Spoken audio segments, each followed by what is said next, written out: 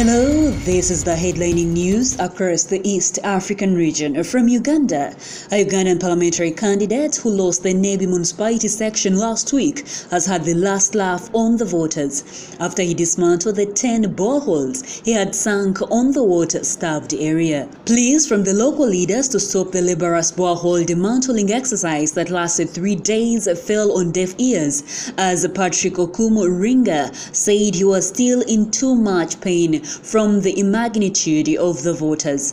He said that sometime in the future, if the opportunity arises, he may consider reconciling with the voters, but not now when he is still suffering from the pain they inflicted on him. News from Kenya and Tanzania. In Nairobi and Dar es Salaam, sober ceremonies were held to mark the 20th anniversary of the twin bombings of the United States embassies in the two cities. The Nairobi Chamber Choir performed the Kenyan and American national anthems. Congregation held candles while the names of the victims were read out to the sound of a solo violin. The East African bombing sparked the beginning of the global war against terror.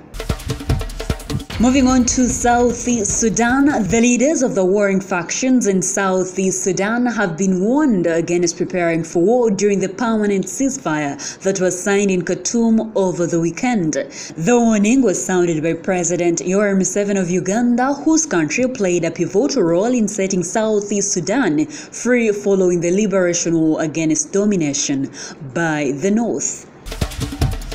Moving on to Rwanda, a children football extravaganza is going on in Rwanda as part of promoting peace among people.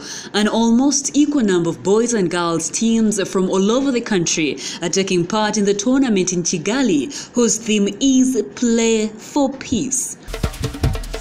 Finally, from Burundi, police and media sources reported that at least 3 Burundian soldiers were killed and 5 others injured in an attack outside the capital, Bujumbura, at the weekend. According to SOS Media's Burundi, a collection of independent journalists, an army truck was ambushed on Sunday night in the town of Gihanga, 15 kilometers from the capital. That was the headlining news across the East African region.